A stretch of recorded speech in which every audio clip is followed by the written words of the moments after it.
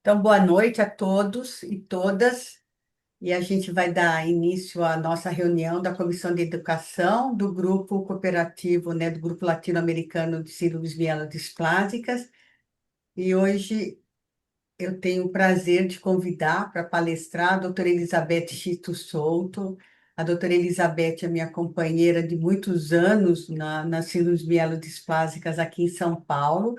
Ela é hematologista, trabalha como coordenadora do grupo, ou do ambulatório de mielodisplasia de um hospital muito grande aqui em São Paulo, que é um hospital público, que é o Hospital Brigadeiro, e ela também trabalha como uma médica no grupo de citometria de fluxo do Einstein, Hospital Israelita, também aqui em São Paulo.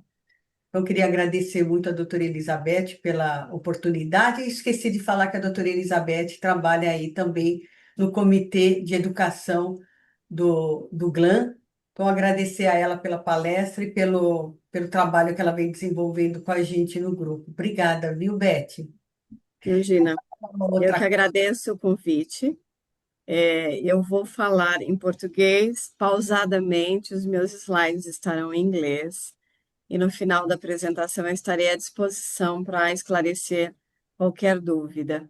É, Daqui a pouco eu já vou colocar no modo apresentação, mas explicando que a parte inicial vai ser mais para criar um contexto para depois nós chegarmos na citometria de fluxo e na importância do clone HPN. Então, eu já vou colocar aqui no modo apresentação e vou perguntar se vocês vão estar enxergando bem. Eu vou só avisar uma coisa: quem tiver dúvidas, também pode ir colocando no chat, tá? Obrigada, eu vou fechar aqui. Pronto? Estão todos enxergando bem, me ouvindo bem também? Ótimo, obrigada. Eu não tenho nenhum conflito de interesses e hoje, então, a gente vai falar de neoplasia mielodisplásica, falando aqui na nossa agenda, eu vou falar da definição, da incidência, do critério diagnóstico, da classificação e vou focar bastante no diagnóstico laboratorial. Dentro do diagnóstico laboratorial, nosso foco maior vai ser na citometria de fluxo.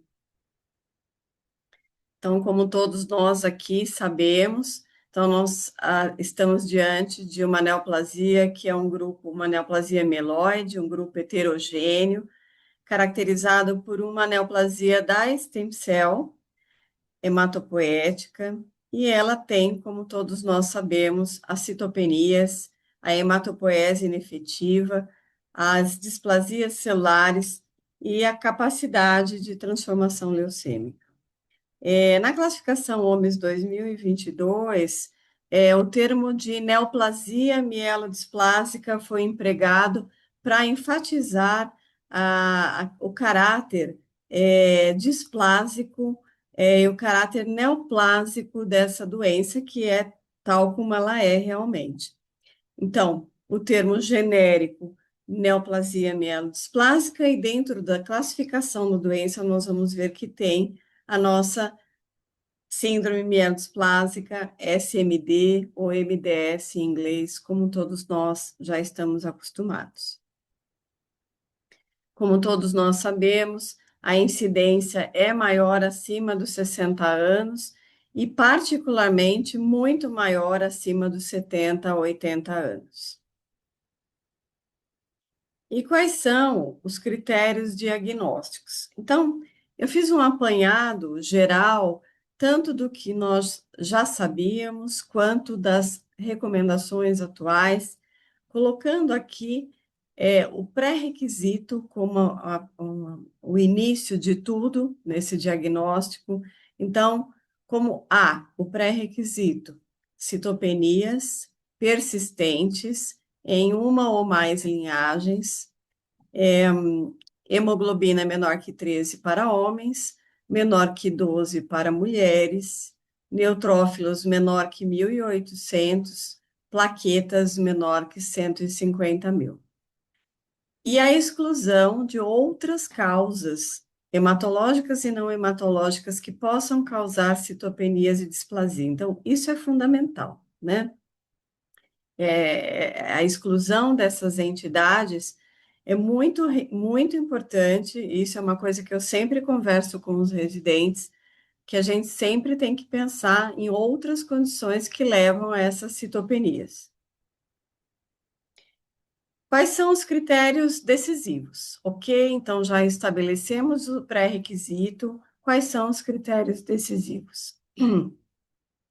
A displasia em pelo menos 10, mais de 10% das células em uma ou mais linhagem, 15% ou 15% de sideroblasto em anel na medula óssea, ou ainda 5 a 14% de sideroblasto em anel na medula óssea e o SF3B1, a mutação do SF3B1. 5 a 19% de blastos na medula óssea ou sangue periférico e anormalidades cromossomais típicas de neoplasia mielodisplásica por cariótipo ou FISH. Temos ainda os cocritérios. Então, dentro dos cocritérios, nós temos as anormalidades de achado de histologia e imunohistoquímica na biópsia de medula óssea, as anormalidades por citometria de fluxo e as evidências de populações mieloides clonais com alterações moleculares no NGS, né? Então, mutações relacionadas à neoplasia mielodisplásica. E eu poderia dizer, então, que, com base em todos esses critérios aqui estabelecidos, é lógico que nós temos que ter uma integração diagnóstica desde a história clínica, exame físico, porque aí nós podemos excluir outras causas, a morfologia de medula e sangue periférico, as alterações citogenéticas por cariótipo e FISH, a citometria de fluxo e as alterações mutacionais aí analisadas por NGS. Então, vocês veem que é um diagnóstico bastante complexo. Então, se nós formos seguir aqui os guidelines de NCCN, né, que não muda há muitos anos, é sempre com essa tônica mesmo, de nós termos uma avaliação inicial bastante ampla, que começa lá na história clínica, no exame físico, sangue periférico, a medula óssea, com todas as suas análises aqui listadas, né? Não esquecemos nunca do ferro medular, que já nos ajuda muito, principalmente quando não temos os moleculares, a biópsia citogenética. E aqui listado todos os exames que se devem pedir para excluir outras causas de citopenia. Além disso, então, as citopenias persistem, mas não fechou critério, pode estarmos, então, diante daquele espectro de doenças hematopoéticas mieloides indolentes. Então, as citopenias refratárias de significado indeterminado, enfim. Fechou, então nós vamos ter alguns testes adicionais que podemos fazer. Então, aqui é sugerido a citometria de fluxo. Na citometria de fluxo, nós vamos ver ao longo da minha apresentação, nós podemos ver muitas alterações, e tem aqui algumas outras sugestões, como, por exemplo, a procura de linfócitos large granulares e de HPN, que lá na frente a gente vai falar sobre ela. Com tudo isso compilado, então, nós vamos caminhar para a classificação dessa neoplasia mielodisplásica. Então, como todos nós sabemos, desde 2022, nós temos aí duas classificações. A classificação OMS 2022, ela divide aqui os pacientes em pacientes com anormalidades genéticas bem definidas e anormalidades morfológicas. Nas genéticas, nós temos a deleção do 5q, nós temos a alteração do SF3B1, e o TP53. E aqui, todos os critérios estabelecidos para se classificar esses pacientes. No morfológico, nós temos casos com pouco blasto, a SMD hipoplástica, a SMD com aumento de blasto, também tipo 1 e tipo 2, e ainda dentro desse grupo, a SMD com fibrose. E a outra classificação, a classificação ICC, em que nós temos aqui em amarelo, muito semelhante ao anterior, mas um pouquinho mais detalhado, mostrando aqui subgrupos sem displasia, com displasia de linhagem única, com displasia multilinhagem. E aqui também se colocam os subtipos SMD/LMA, enfim, todos esses subtipos aqui agrupados também estão na classificação OMS 2022.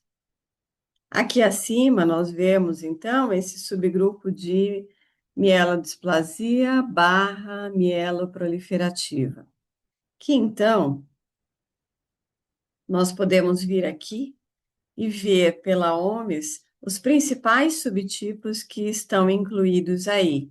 E no nosso dia a dia, sem dúvida nenhuma, a leucemia mielomonocítica crônica e também a mielodisplasia/mieloproliferativa com SF3B1 mutação e trombocitose. Destaquei esses dois subtipos porque eu acho que é o que nós estamos mais acostumados a ver no dia a dia. E voltando um pouquinho aqui, então eu já havia comentado que quando nós não conseguimos classificar em todos esses subtipos que eu já listei, nós pensamos, então, nesse espectro de alterações mieloides indolentes, né, que estão listados aqui e que vão ser classificados de acordo com a presença de citopenia ou não, a presença de alterações clonais ou não. Fizemos o diagnóstico, nós temos, então, a estratificação de risco, como todos nós conhecemos. Então, aqui, do lado esquerdo, nós temos o IPSS e o IPSS-R, principalmente esse segundo, que eu tenho certeza que a maioria de nós ainda utilizamos, né? Bastante útil na nossa prática clínica. E aqui do lado direito, o IPSS molecular, que sem dúvida nenhuma é o futuro e que já na nossa prática nós vemos que isso pode mudar em muito a estratificação de risco dos pacientes e a escolha terapêutica mais adequada. E chegando lá, então, no diagnóstico laboratorial. Então, como eu já havia citado, nós vamos ter aí uma gama de situações que nós vamos ter que analisar com bastante critério.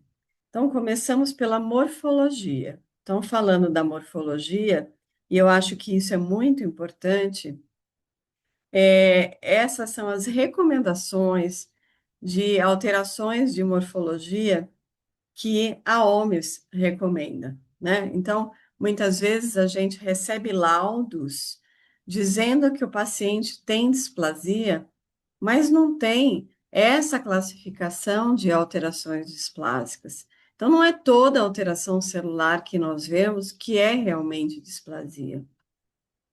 Então, nós temos que nos atentar para isso, para todas essas alterações eritroides que estão aqui listadas. Essas são as principais alterações eritroides. Essas são as principais alterações da granulopoiese que nós vemos aqui, então, desde os Pelgers, a hipersegmentação, segmentação anormal do núcleo, a hipogranulação, claro, os blastos, e também nos megacariócitos, né? Então, nós vemos os micromegacariócitos, essas formas com núcleos separados, a forma monolobar, muito característica, na série eritroide, além de todas essas alterações aqui que eu estou apontando, o sideroblasto em anel, né, que é bastante característico. Na biópsia de medula óssea, nós podemos apontar o aumento de megacariócitos, do número de megacariócitos com agrupamentos de megacariócitos. Isso é bastante emblemático em caso de SMD. Nessa segunda figura, nós vemos, então, a presença de um agrupamento de células imaturas, e aqui na imunistoquímica, a marcação dessas células imaturas por marcador de CD34, e aqui também. Embaixo nós podemos ver aqui casos de SMD hiposcelular, com, podemos chamar agrupamentos de eritroblastos, e aqui, desse lado, duas figuras, uma com menos fibrose e uma com muita fibrose. Além disso, então, né, eu não vou entrar muito nessa área, mas nós sabemos que tem alterações que são mais características relacionadas mesmo a SMD e a LMA vinda de SMD, então, principalmente essas alterações aqui listadas, destacando aqui, por exemplo, a deleção do 5, né, a deleção do 7, que são bastante características, e nas moleculares, SF3B1 e TP53. Aqui, a deleção do 7. E falando das alterações moleculares, é muito importante nós lembrarmos que nós temos mais de 50 genes recorrentemente mutados em SMD.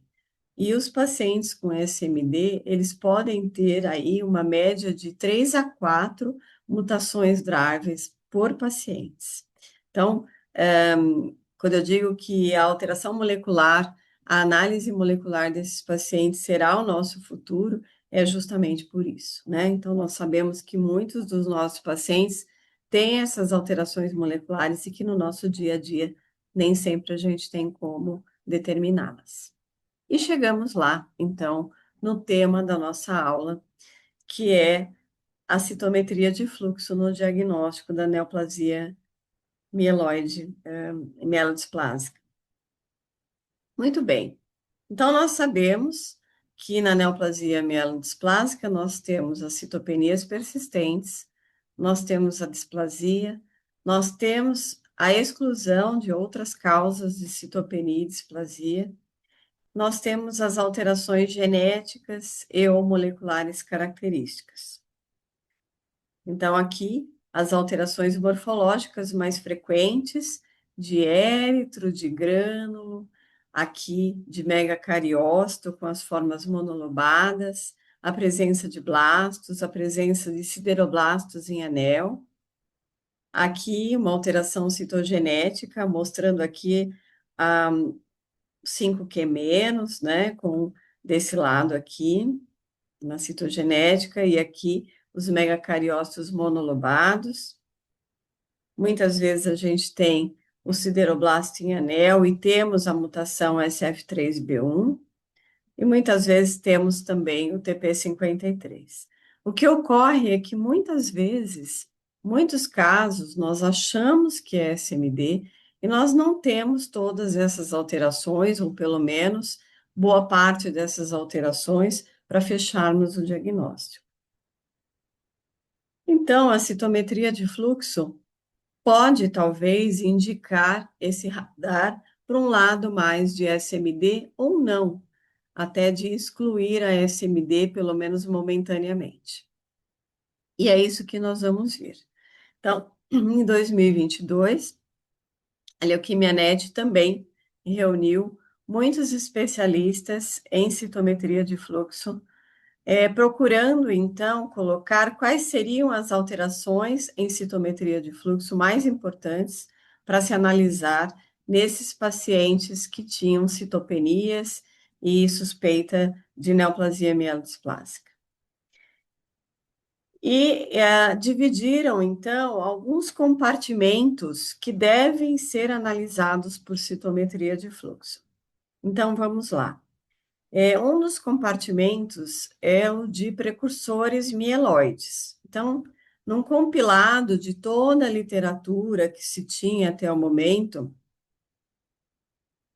se recomenda analisar todos esses parâmetros dentro do precursor mieloide. Então, é claro que a gente não vai listar todos eles aqui, mas eu vou mostrar para vocês algumas alterações que estão presentes aqui nesses gráficos ao lado. Então, acima nós temos 8 gráficos de um caso com SMD, e abaixo, 8 gráficos de pacientes normais, relativamente normais, né? Porque a gente sabe que a gente sempre pode ter algumas alterações. E aí, o primeiro gate aqui no precursor mieloide, CD34 positivo. Então, na SMD, a gente vê aqui, um azul mais escuro, a expressão aberrante de CD56, que não se vê aqui no normal. Aqui, nós temos uma expressão de 11B bastante anômala aqui, juntamente com o 13, e vemos que aqui nós não temos essa alteração. Nesse quarto gráfico, nós temos uma expressão muito marcante de CD10, que aqui também não observamos no normal. Aqui é uma região de precursor linfóide B, as nossas hematogônias, que na SMD, sabidamente, estão muito diminuídas. Aqui, para vocês verem, esse gate está preenchido, tem uma representação normal de precursor linfóide B, justamente. E aqui, então, na SMD, uma expressão aberrante de 7, que não vemos aqui. Aqui, que eu acho que é uma das alterações mais importantes que a gente vê no precursor mieloide, que é a expressão muito fraca do CD38 nos precursores mieloides. Vejam como é diferente a expressão desse CD38 aqui e no indivíduo normal. Isso aqui é muito emblemático, muitas vezes a gente não vê todas essas alterações, mas o CD38 está alterado e é a grande dica de que esse é um precursor alterado. A outra recomendação é que se analise as alterações de toda a série granulocítica e também da maturação da série granulocítica. Então, aqui à esquerda, a gente pode ver o SSC para ver hipogranulação, a gente vê as porcentagens, se estão dentro do habitual, nós vemos se tem assincronismo maturativo, nós vemos se tem alteração das curvas maturativas, e aqui do lado direito, então, eu vou citar para vocês o exemplo das curvas maturativas. Então, essa é uma curva aqui, acima, uma curva normal, curvas normais. Então, nós temos aqui uma curva que vai do CD16 a 16 com 11B. Essa é a população mais imatura, promielócito, mielócito, que vai ganhando 11B, e aqui, novamente, o CD16. Então, o CD16 fraco ou negativo aqui, vai aumentando o CD16, vai aumentando o CD11B. E 13 com 16 a mesma coisa. Promielócito, mielócito, vai perdendo a intensidade do 13, ganhando do 16 e do 13 novamente até chegar a segmentado. Uma curva absolutamente normal. Aqui começa já na expressão do 56, que aqui está expresso, é uma expressão aberrante. E quando a gente vê as curvas maturativas, elas estão completamente diferentes das superiores aqui. Então, aqui uma curva de 16 com 11B bastante alterada, e aqui de 13 com 16, uma curva de aspecto até bizarro, e mostrando uma expressão de CD16 muito diminuída nas células mais maduras, o que pode ser, talvez, um clone HPN, né? Então, nesses casos, a gente até sempre recomenda que seja feita a análise para a hemoglobinuria paroxística noturna, clone, né? O outro compartimento, então, é a linhagem eritroide. Então, todas essas alterações aqui que nós vemos à direita podem ser vistas. E aqui eu trago para vocês, então, 3 exemplos. Caso normal, um caso com SMD com linhagem, multilinhagem displasia, e um caso de SMD com sideroblastos em anel e multilinhagem displasia. Aqui em cima nós temos uma dispersão absolutamente normal de 235, glicoforina e 71.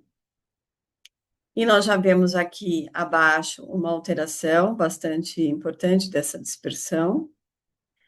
Aqui também 105 e 71, mostrando aqui, nesse caso, um predomínio aqui mais importante de 105, mostrando que talvez ele tenha aumento de proéritro, né?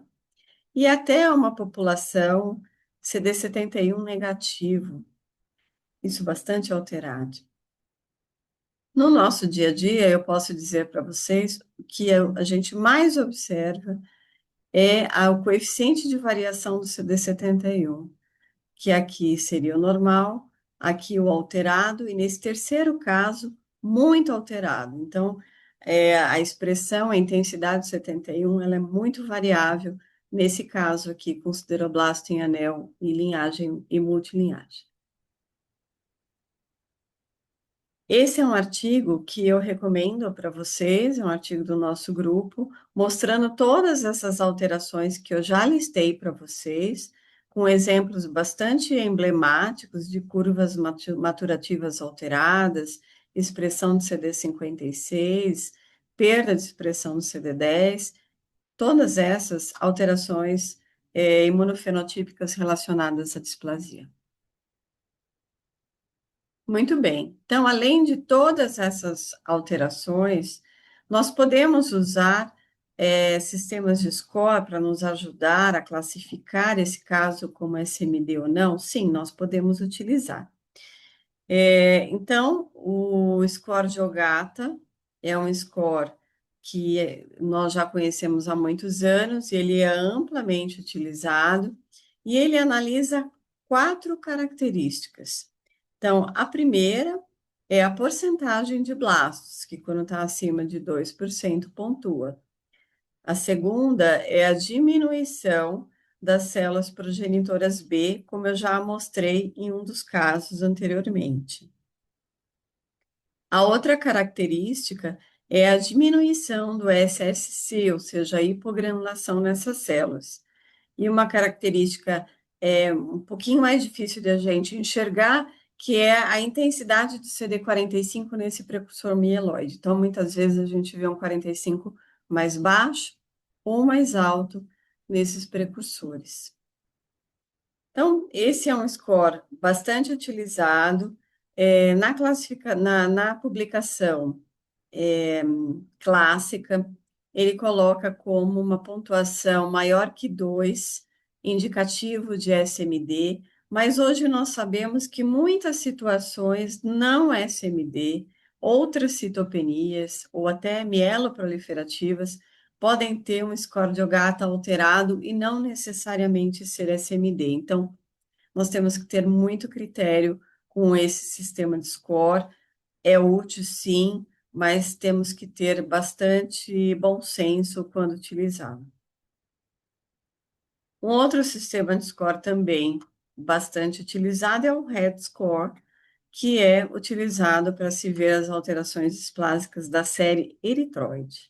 Então, aqui nós temos um caso absolutamente normal, um caso com a normalidade do CD71, aqui um coeficiente de variação muito alto, como eu já havia comentado com vocês, e aqui no terceiro caso, é a normalidade do 36 e do 71, e você pode, inclusive, calcular esse score, que também entraria os índices de hemoglobina.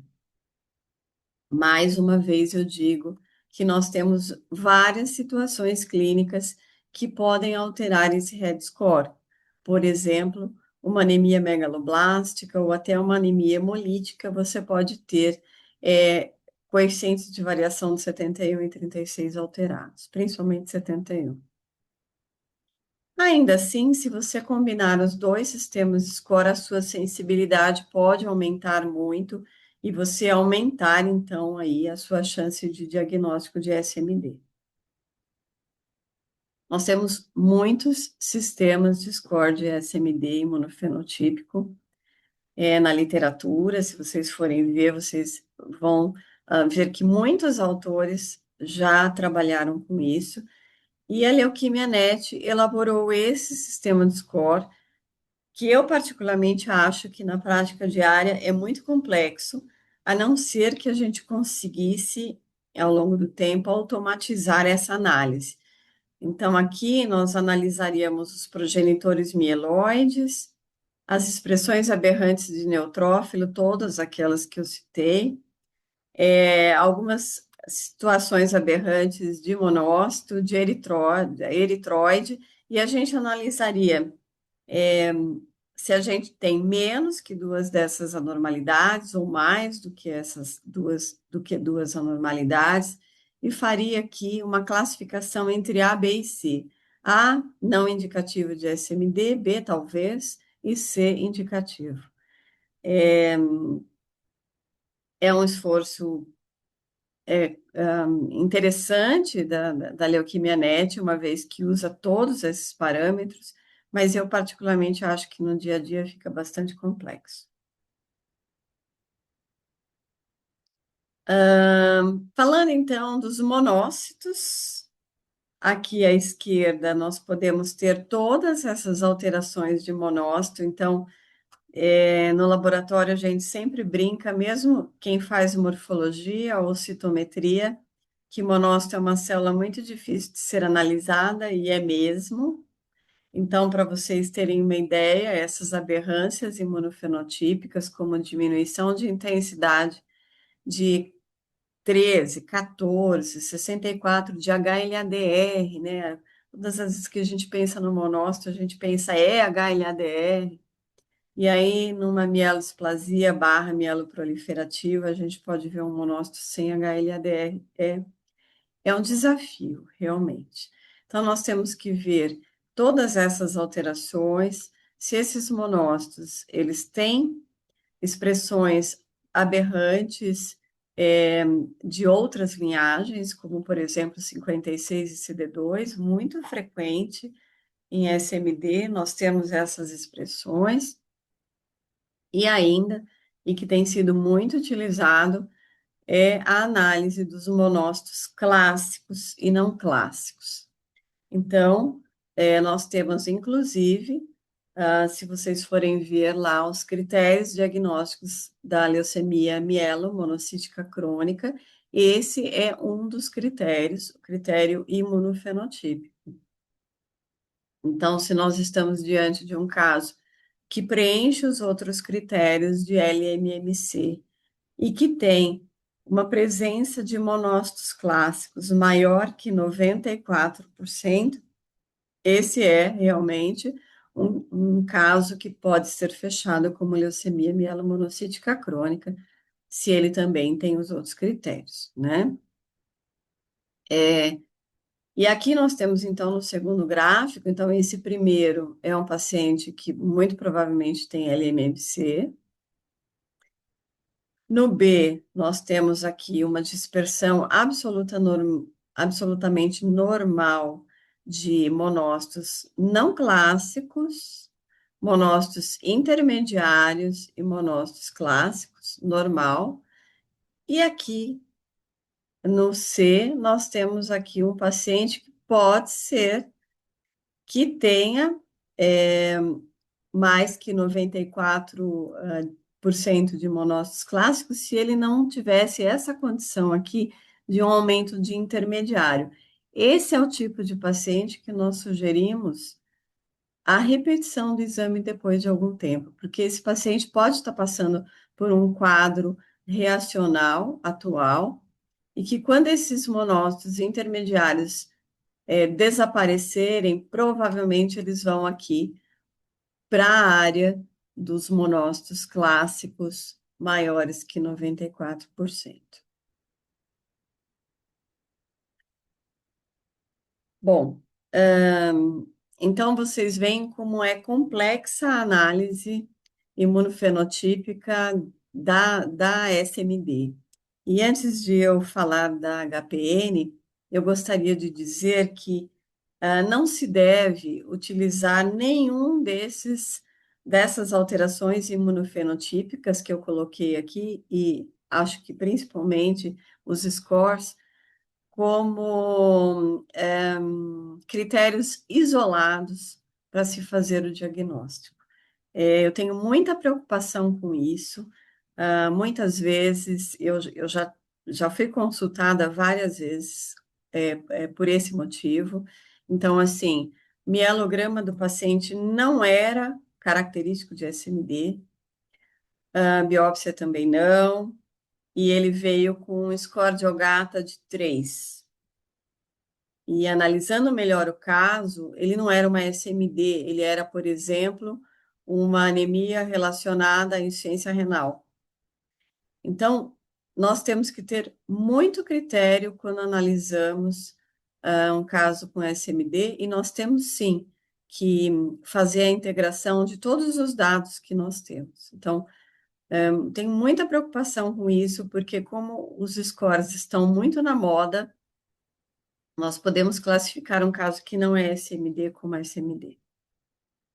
E vamos falar então um pouco agora da significância dos pequenos clones de HPN na SMD. Bom, a HPN nós sabemos que é uma condição rara, ela é causada por uma mutação somática no gene PIGA, e esse gene ele tem a importância de sintetizar a GPI, e essa GPI ela é muito importante para o ancoramento de várias proteínas na membrana da célula. E quando essas proteínas elas estão ancoradas, elas fazem uma regulação do sistema complemento. Então, isso é muito importante para que não haja a destruição da membrana celular. E é justamente isso que acontece na HPN. Nós perdemos o ancoramento dessas proteínas e perdemos a regulação do sistema complemento. Então, é uma doença rara, né? Então, aqui um caso por milhão, afeta ambos os sexos, entre 30 e 50 anos de idade, e é muito associada à anemia plástica e mielodisplasia. Então, aqui uma representação gráfica, né, de um sistema complemento funcionando absolutamente normal. Aqui eu representei duas proteínas muito ancoradas na membrana, são as que a gente mais conhece, né, são as principais, CD55 e CD59. E quando essas proteínas elas estão presentes, elas regulam esse sistema complemento. E nós não temos, então, ataque à membrana e não temos hemólise. Porém, quando nós não temos o ancoramento dessas proteínas e muitas outras, né, nós temos muitas proteínas que estão ancoradas aí na GPI, e que são também responsáveis por essa regulação do sistema complemento. Esse ataque, né, esse complexo, ataca a membrana e ocorre a hemólise, né? Então, essa é a fisiopatologia da HPN, assim, de forma bastante resumida. Na citometria de fluxo, nós justamente pesquisamos essas proteínas que vão estar deficientes. Atualmente, nós focamos mais na, na proteína CD59 e nos protocolos atuais a gente já praticamente não utiliza mais o CD55. Então, vamos ver aqui, eu só quis mostrar aqui para vocês várias publicações importantes, tá? Porque hoje a análise de HPN, ela segue guidelines muito restritos, então você tem que ver desde a seleção dos seus reagentes, dos clones que são utilizados, das estratégias de análises e até como você vai relatar o seu laudo, né? Porque nós sabemos que, de acordo com a porcentagem de clones, você vai ter uma significância clínica diferente. Então, nós vamos analisar o clone HPN na população de eritrócitos. Então, aqui nós temos do lado esquerdo é um caso absolutamente normal, em que nós fazemos um gate apenas nos eritrócitos. Então, aqui a glicoforina, né? Então, aqui nós descartamos todas as outras populações e vamos ver só os eritrócitos, e vamos ver se nesses eritrócitos nós temos perda do CD59.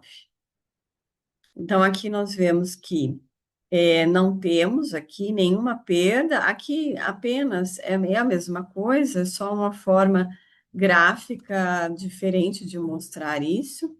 Aqui também, aqui é dot plot, aqui é um gráfico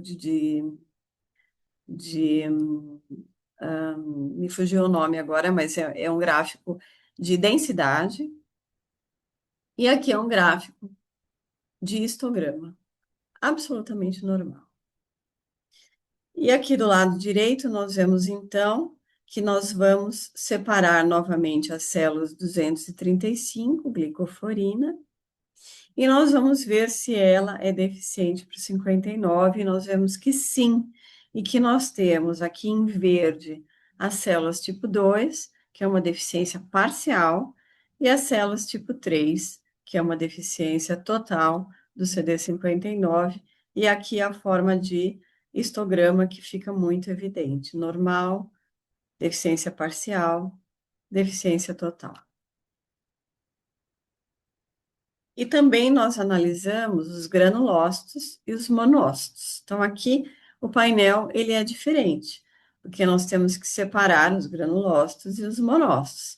Então, nós separamos os monócitos pelo CD64, os granulócitos pelo CD15, e esse aqui é um marcador que vai mostrar as duas populações, granulócito e monócito. E aqui nós utilizamos uma outra proteína que não se ancora quando tem o clone, ela não se ancora à GPI, que é o FLAIR. Então, é uma proteína que mostrou uma sensibilidade muito grande, e por isso ela está sendo utilizada atualmente para essa detecção. E aqui nós vemos um caso, então, em que nós temos uma perda da intensidade do FLAIR aqui em mono. Esse é um clone pequeno, 0,73.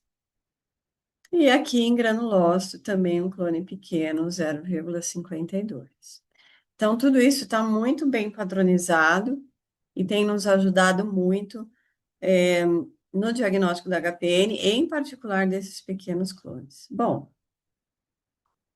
mas será que tem tanta importância assim a gente procurar esses pequenos clones na SMD?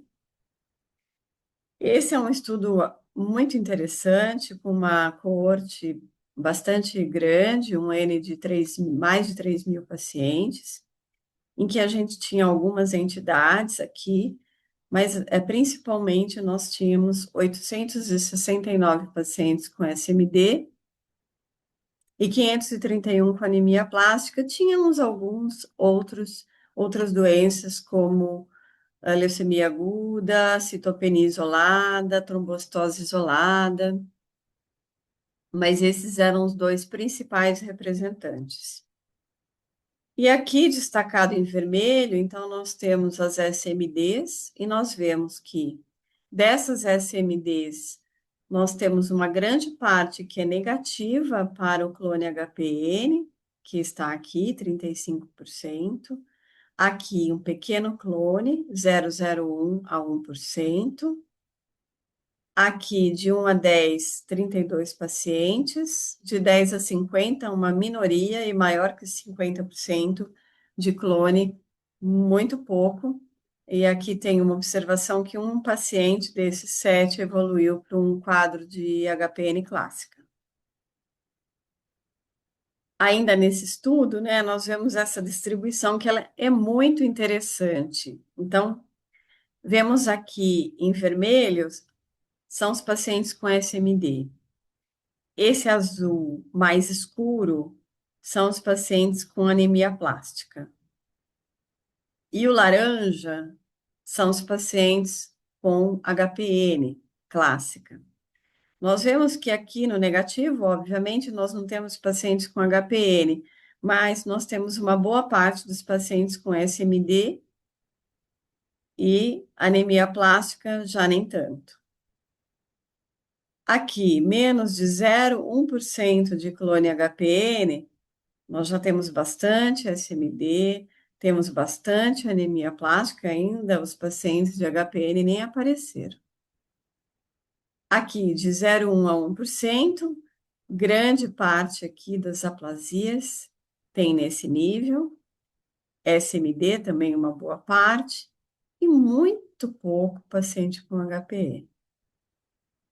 E assim vai indo até que aqui a gente, na anemia plástica, vai tendo, inclusive clones bem significativos, né? E SMD vai diminuindo o percentual de SMD conforme vai aumentando o clone HPN. Claro, chegando aqui nesse grupo, quase nada de pacientes com SMD e bastante de HPN. E uma outra representação gráfica muito interessante é que quanto mais você aumenta o clone HPN, mais você aumenta o DHL. E hemólise, obviamente. E aqui eu acho que está o que é mais interessante de tudo isso, né? É que nesse estudo, assim como em outros estudos, ficou demonstrado que a presença de clone HPN, tanto em anemia plástica quanto em SMD, elas representam um bom prognóstico, né? Então, nós vemos aqui nos pacientes com anemia plástica, os pacientes que são negativos, aqui na linha completa, e os pacientes que são positivos na linha tracejada, com sobrevidas melhores. E na SMD, a mesma coisa. Os pacientes que são HPN positivo, eles têm uma sobrevida melhor. Além disso, nesses pacientes se observou que o clone HPN presente melhora a resposta à terapia imunossupressiva, melhora a resposta ao transplante de medula óssea, melhora a progressão de doença nesses pacientes é menor, a evolução para leucemia é menor e a sobrevida, como eu já mostrei, também é menor. Então, assim,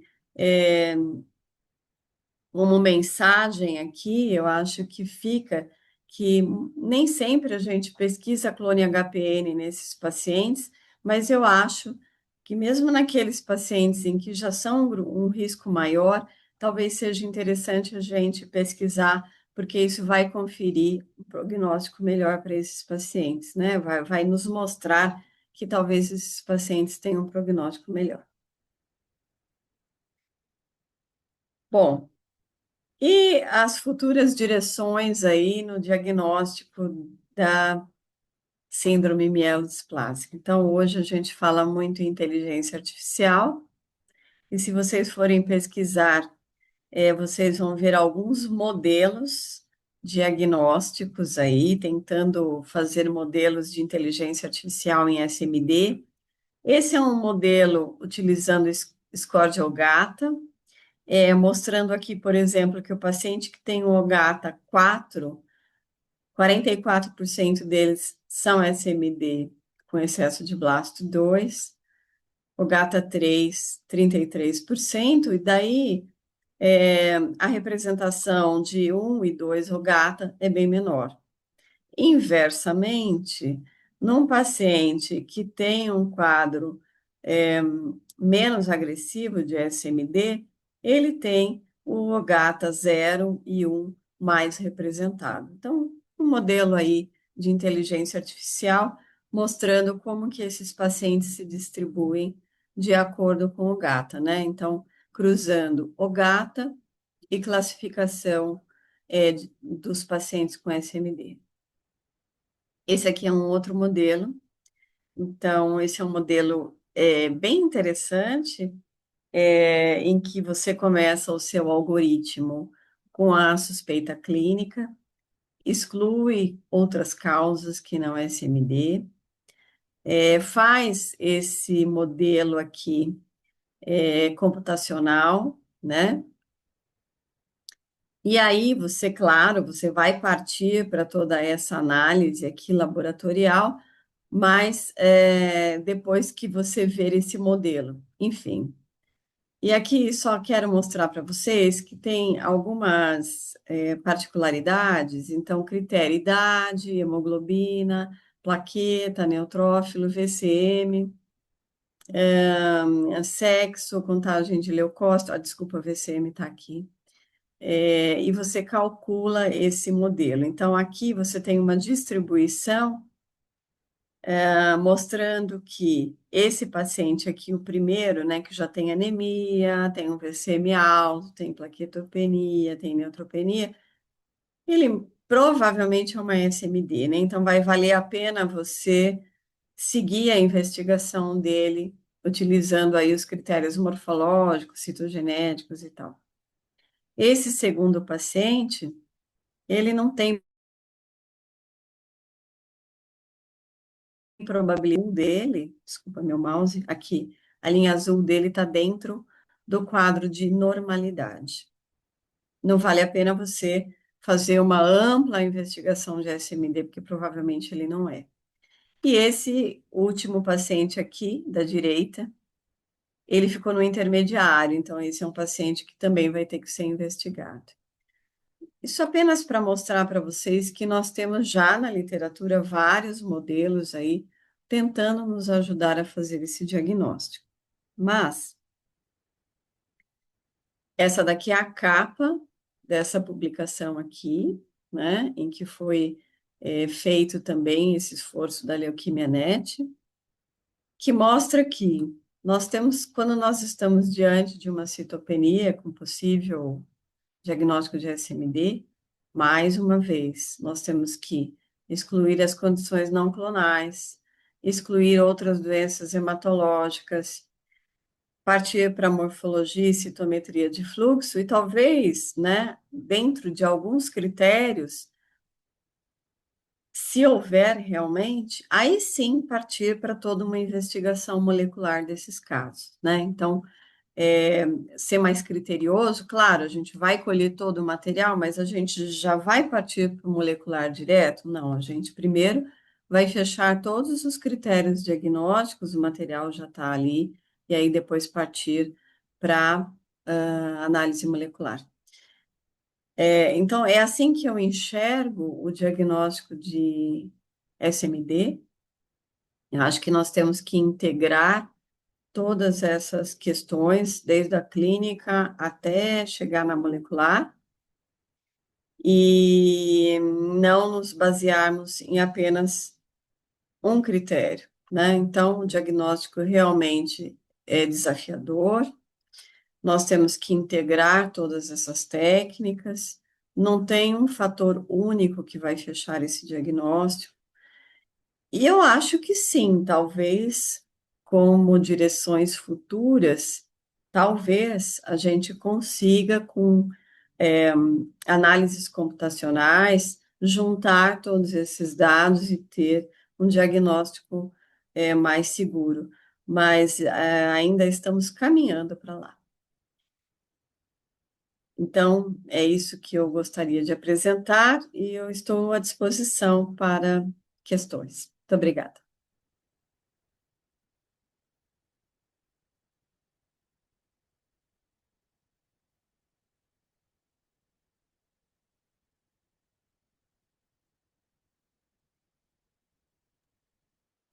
Obrigada, Beth. Alice, você quer assumir?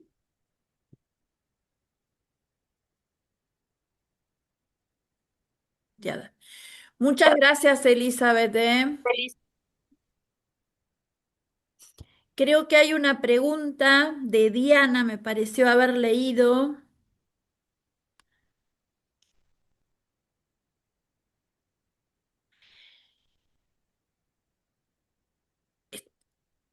Diana está preguntando si en el síndrome mielodisplásico podemos encontrar alteraciones.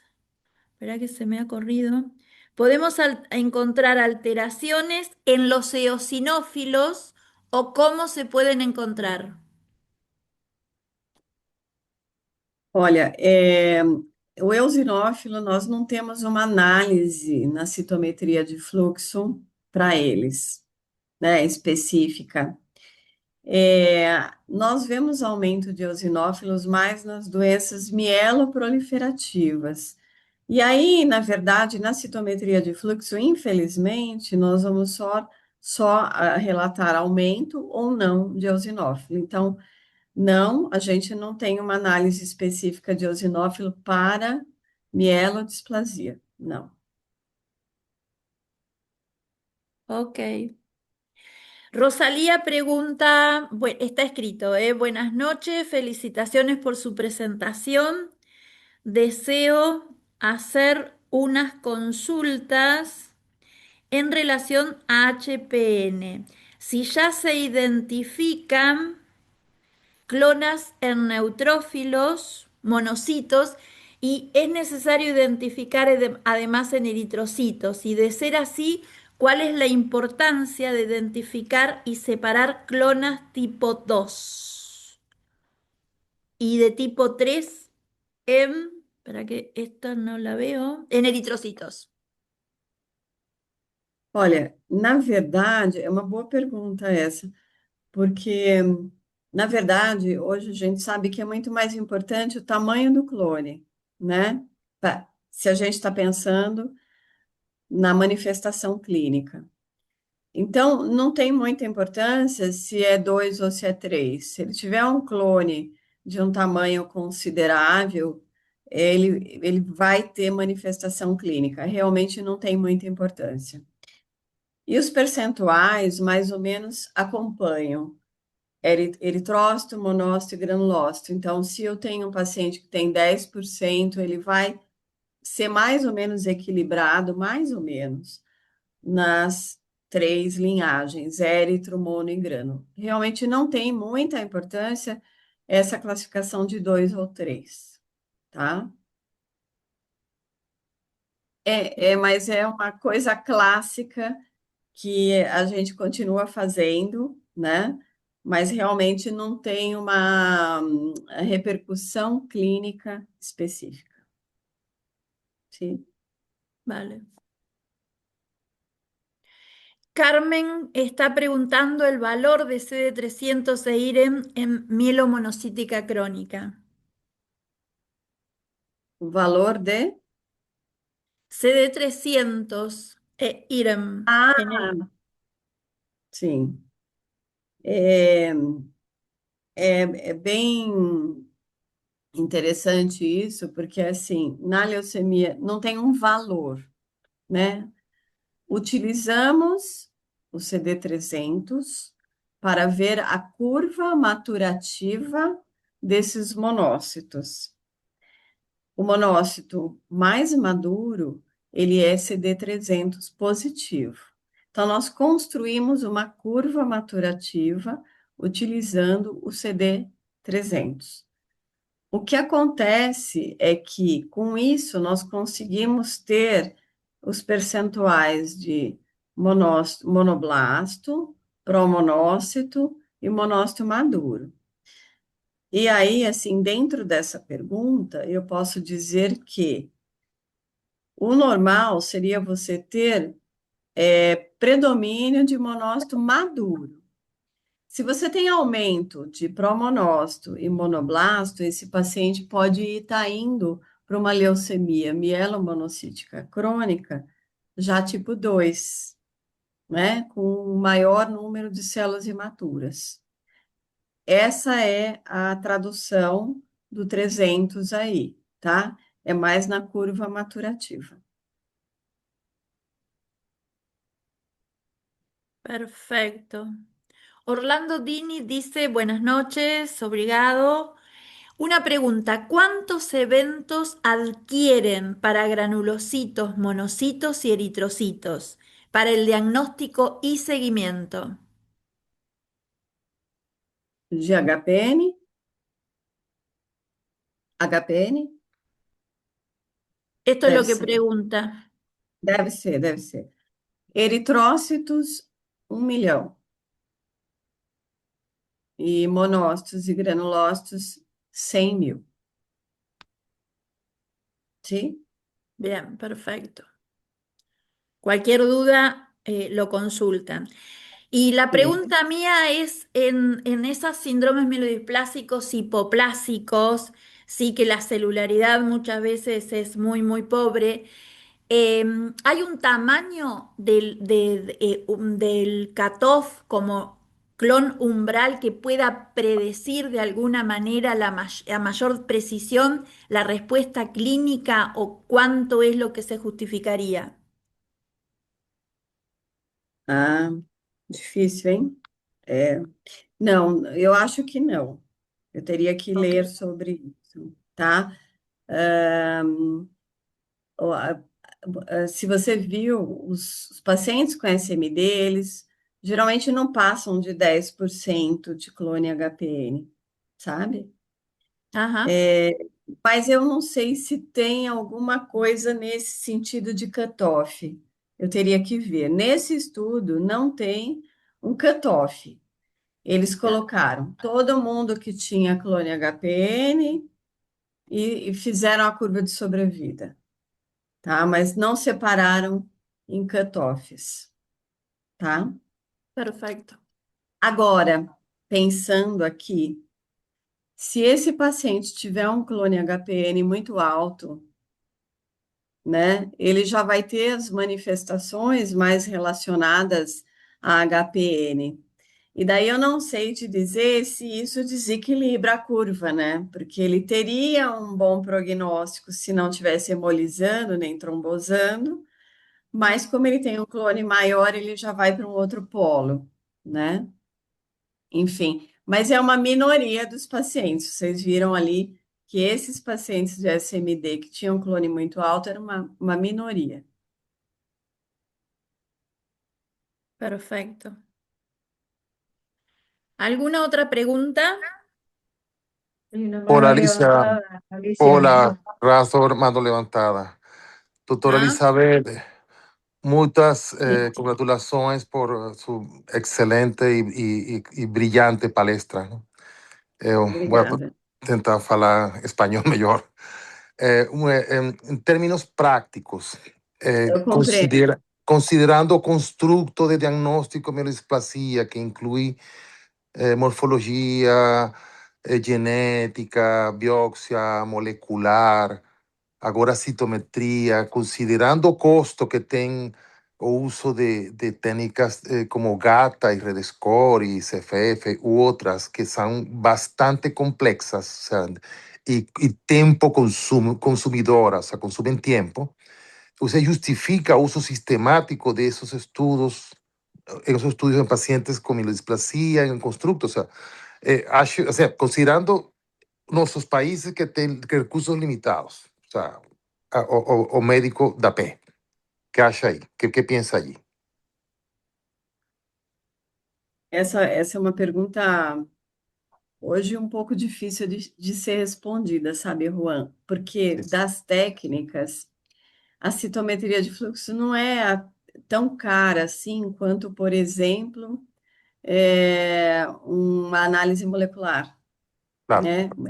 Bem menos que uma análise molecular, né? O que acontece, você sabe que eu trabalhei muitos anos, muitos, mas muitos anos mesmo, no meu ambulatório de SMD, e eu não pedia citometria de fluxo, né? E eu Ujú. também já trabalhava com citometria de fluxo. Ok. Mas, assim, os custos da citometria de fluxo foi caindo, realmente, né? Hoje a citometria de fluxo não é tão cara assim. A Ujú. análise, eu acho que é mais complexa em expertise e Mm. tempo, né? do, Ajá. do que, do que propriamente dito de um painel muito amplo, sabe? Eu acho que você precisa mais é de expertise. Ok. O que eu acho? Eu acho assim, por exemplo, você não tem no seu serviço a citometria de fluxo de forma fácil. eu realmente priorizaria a morfologia, um mielograma com ferro medular, o cariótipo e a biópsia de medula óssea. Ok. Sabe? Eu priorizaria isso. O básico, claro. O Ok. básico, né? Uhum.